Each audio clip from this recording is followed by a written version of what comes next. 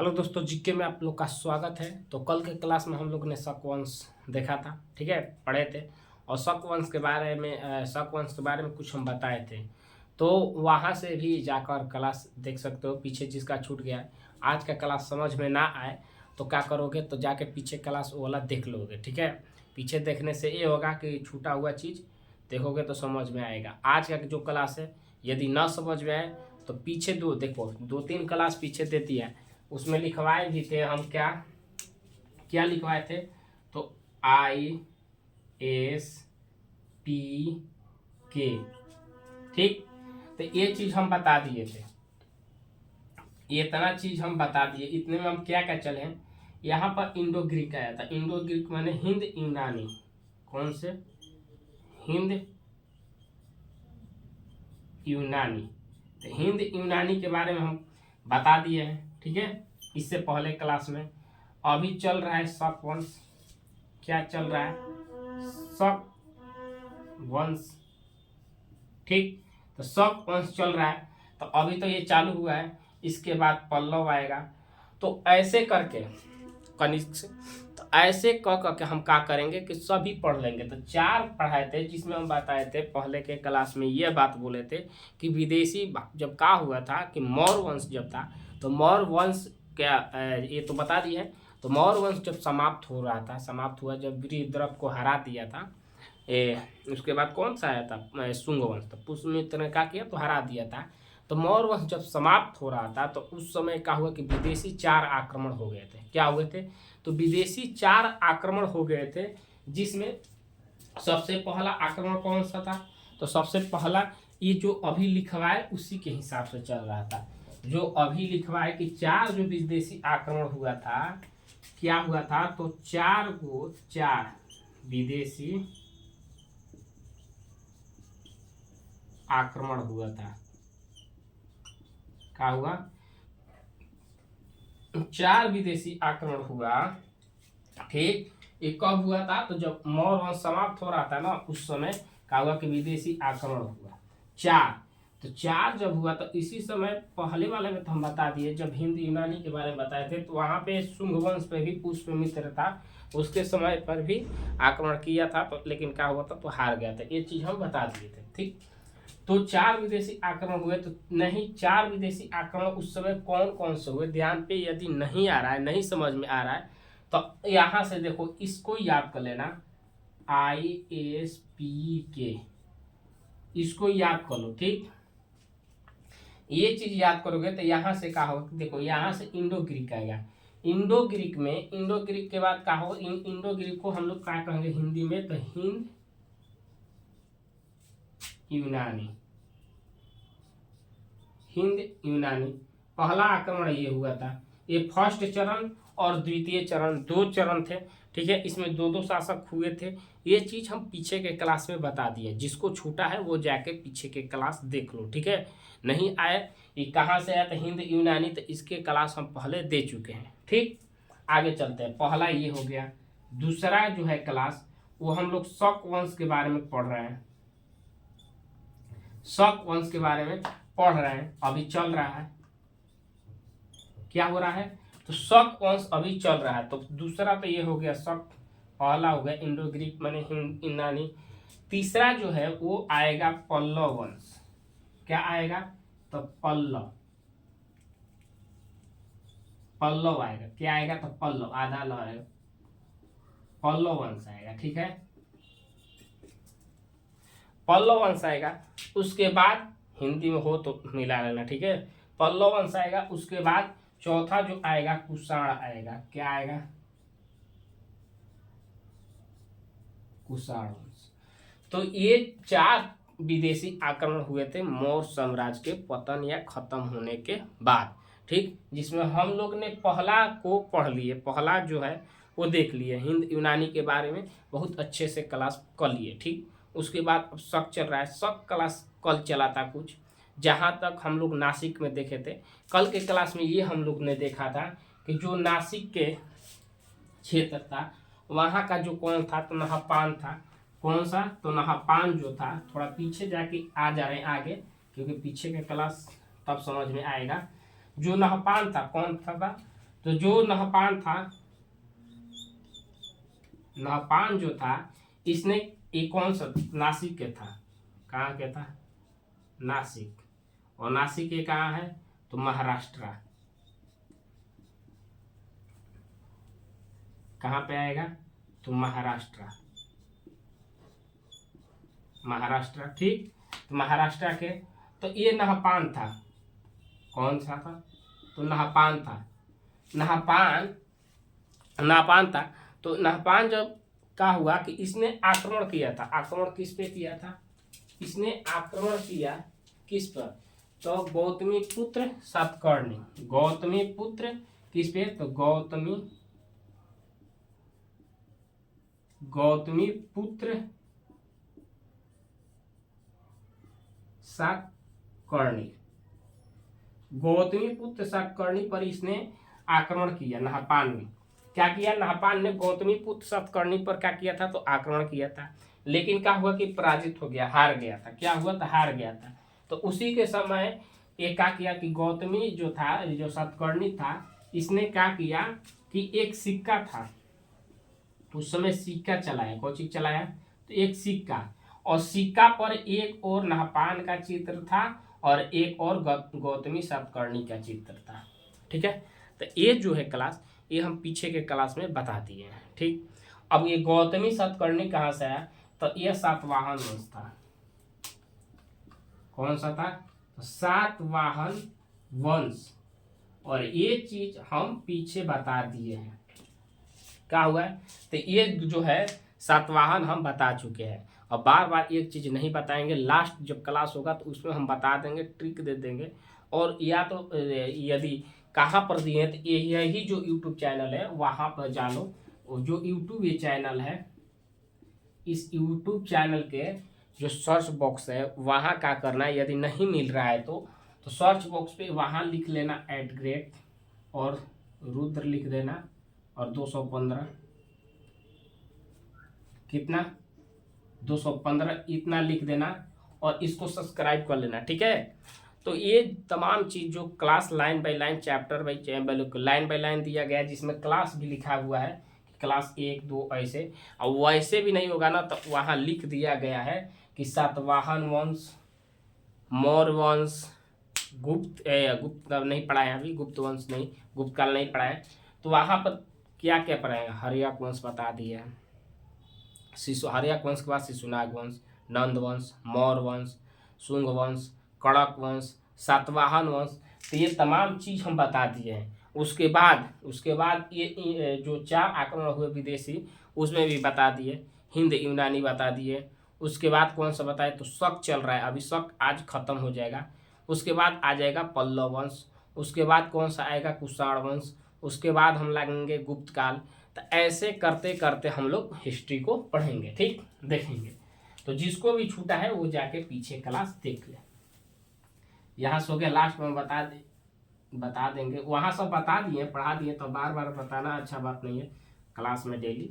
तो चलते हैं, अब हम लोग देखते हैं। तो देखो, शक साम्राज्य में क्या हुआ कि शक साम्राज्य में सबसे प्रतापी शासक कौन था, तो शक साम्राज्य में सबसे प्रतापी कौन सा शासक था, तो रुद्रदामन था। कौन सा था, तो रुद्रदामन। सबसे प्रतापी शासक कौन था, तो रुद्रदामन था। ठीक है, शक साम्राज्य में सबसे प्रतापी शासक रुद्रदामन था।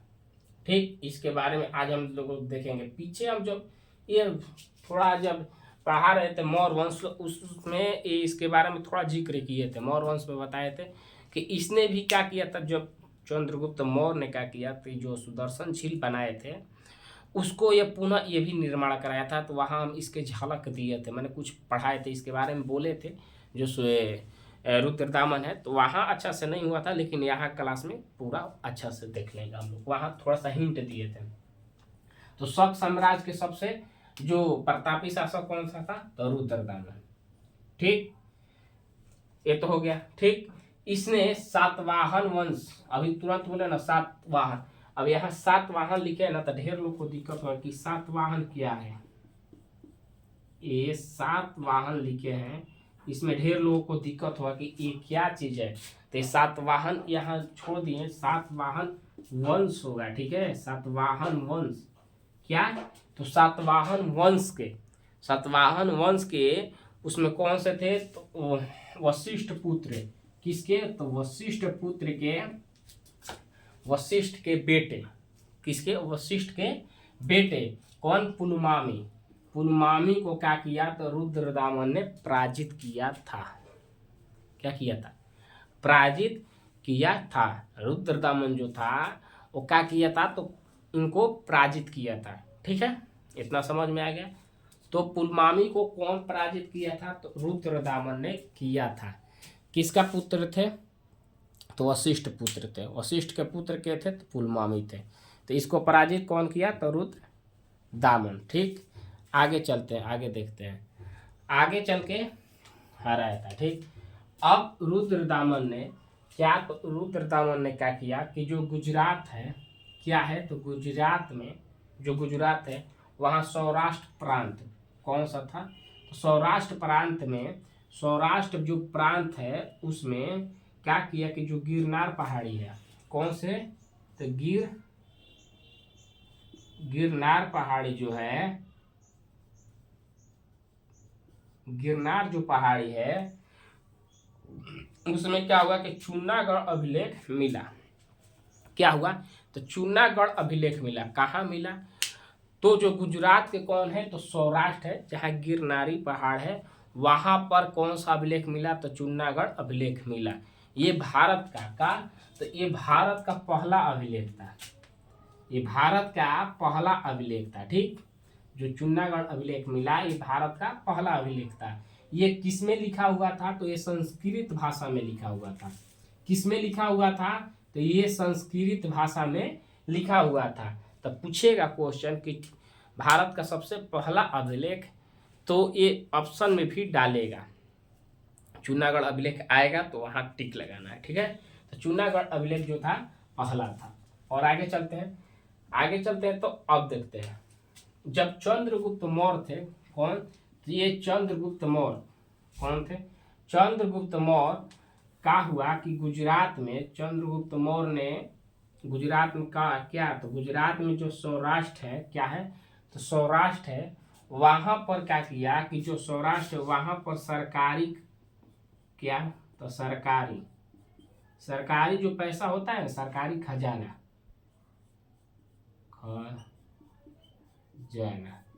सरकारी जो खजाना है या सरकारी जो पैसा है उससे ये क्या किए? कौन? तो चंद्रगुप्त मौर्य।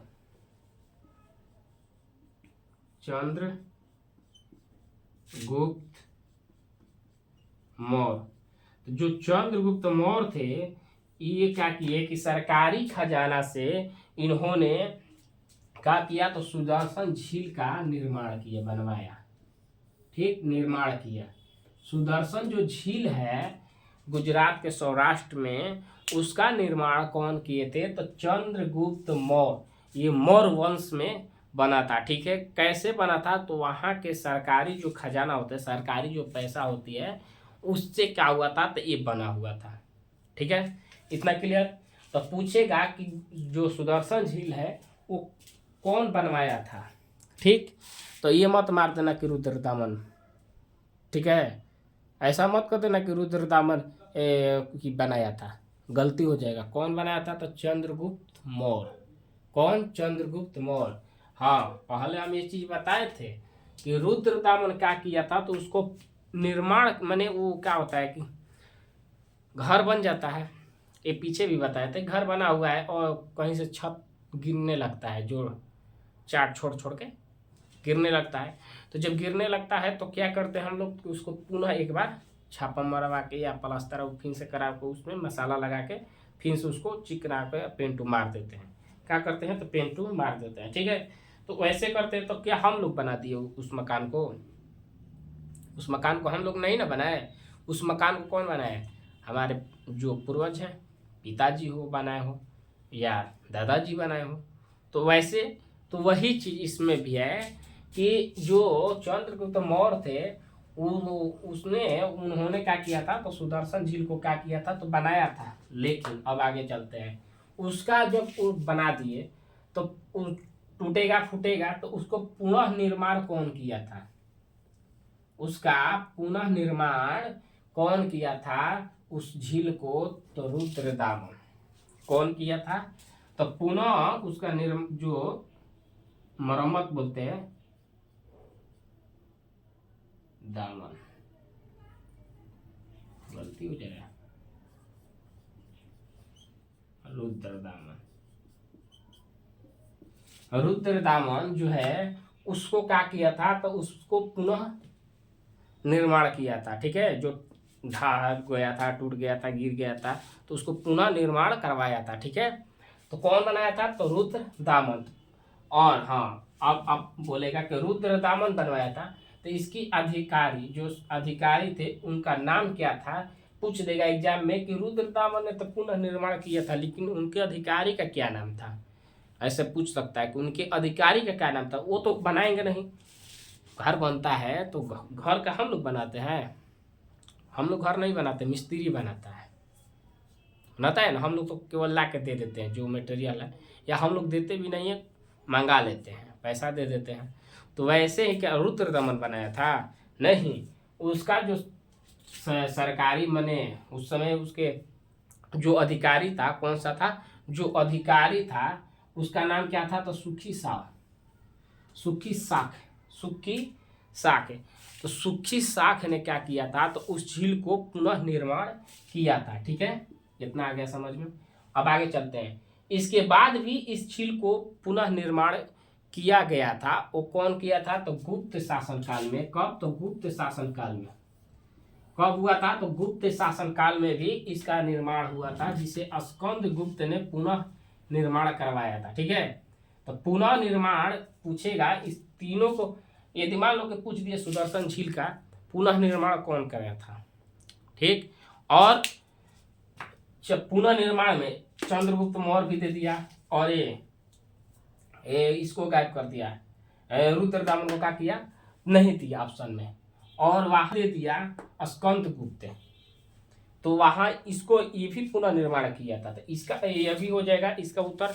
और यदि पूछ दिया कि सुदर्शन झील को गुप्त शासक में कौन पुनः निर्माण किया था, तो वहां भी ये होगा स्कंद गुप्त। अब उसमें ऑप्शन दे देगा, पूछेगा यही कि गुप्त शासन काल में सुदर्शन झील को पुनः निर्माण कौन किए थे। ठीक, वहां पे दे दिया रुद्रदामन, चंद्रगुप्त मौर्य, स्कंद गुप्त, तो वहां पे मत रुद्रदामन, गलत हो जाएगा। वहां कौन होगा, तो स्कंद गुप्त होगा। क्यों, क्योंकि गुप्त शासन काल में पूछा है, और रुद्रदामन के जब पैसे पूछेगा तो शक वंश में पूछेगा तब। ठीक, तो इतना ध्यान पे रखना है। तो इतना हो गया कि स्कंद गुप्त जो थे ये भी पुनः निर्माण कराए थे। उस समय क्या चल रही थी, तो ब्राह्मी लिपि चल रही थी। ठीक है, आधुनिक रूप से क्या थी, तो ब्राह्मी लिपि थी, और आधुनिक, हाँ, ब्राह्मी लिपि को आधुनिक रूप में हम क्या बोलते हैं, देवनागरी बोलते हैं। बोलिए, आधुनिक जो ब्राह्मी लिपि है आधुनिक रूप से उसे हम लोग क्या बोलते हैं, देवनागरी लिपि, जिसमें क्या क्या आता है, तो एक हिंदी होती है, क्या होती है, एक हिंदी और एक संस्कृत। क्या होता है, एक हिंदी और एक संस्कृत। ठीक, तो इतना क्लियर हुआ, इस समय कोई दिक्कत नहीं है। अब आगे चलते हैं, क्या चलते हैं, आगे चलते हैं। आगे इसके अंतिम शासक कौन हुए, तो रुद्र सिंह तृतीय। रुद्र सिंह कौन हुआ, तृतीय अंतिम शासक हुए। ठीक, और इस वंश का जो गुप्त साम्राज्य है, गुप्त का शक है, उसका गुप्त शासक जो था कौन, तो चंद्रगुप्त द्वितीय।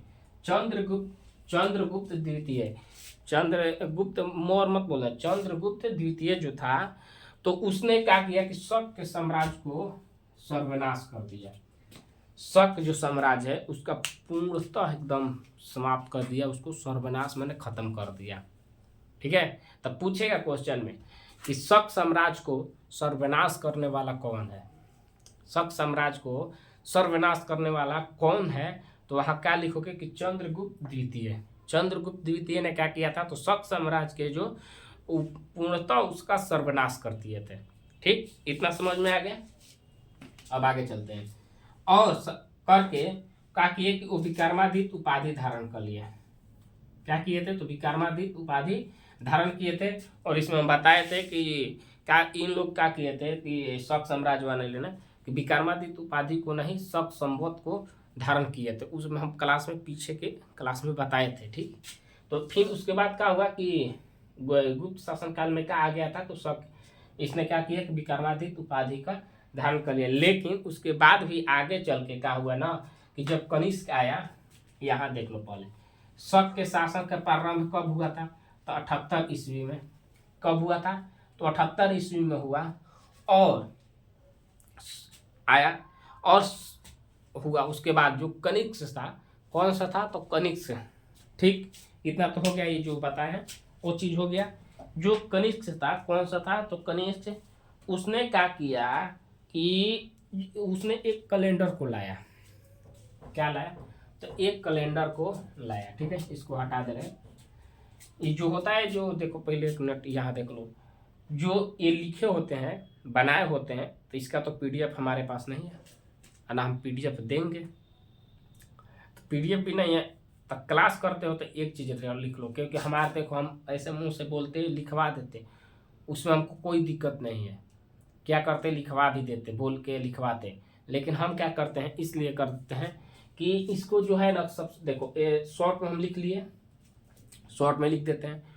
और वहाँ से क्या करो कि जैसे ही चालू होता है क्लास, उस समय इसको शॉर्ट स्क्रीन कर लो, शॉर्ट स्क्रीन करके रख लो मोबाइल में। उसके बाद यहाँ क्लास कर लो। क्लास करने के बाद एक पेज लो, एकदम सादा जो पेज होता है ना मैथ वाला, उस पर और जो टॉपिक जिसे लिखे हैं अपना से और बना के इसमें लिख दो। और एक बार एक क्लास देख लो, उसके बाद जो अपन नोट से देख लेना, सब याद हो जाएगा। ठीक है, तो चलते हैं, इसको साफ कर दें। इसको शॉर्ट करके मोबाइल में जरूर रखना और लिख लेना कॉपी पर, कहीं भी लिख के रखो, काम ही देगा। ठीक, तो देखो आगे आया कौन आया? तो आगे आया कनिष्क। कौन? कनिष्क। जो कनिष्क था, कनिष्क, कनिष्क कैसे होगा? हाँ, कौन आया था? तो कनिष्क आया। कौन है? कनिष्क। तो जब कनिष्क आया तो कनिष्क ने अपना कैलेंडर लाया। क्या लाया? तो अपना कैलेंडर चलाया। ठीक, उसमें उसने क्या किया कि वो अपना एक कैलेंडर जारी कर दिया। अब कैलेंडर जारी करने के बाद क्या किया? कैलेंडर अपना जारी कर दिया और कैलेंडर को उसका मैंने अधिक प्रयोग में लिया। किसको? तो जो शक संवत थे उसका बहुत अधिक प्रयोग किया। क्या किया?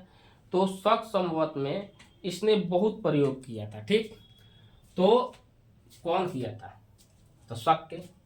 तो कनिष्क जब आया, कौन सा आया? तो कनिष्क जब आया था तो उसने शक संवत को बहुत अधिक पसंद किया और वो क्या किया? तो उसको ही विस्तार भी किया था आगे बहुत।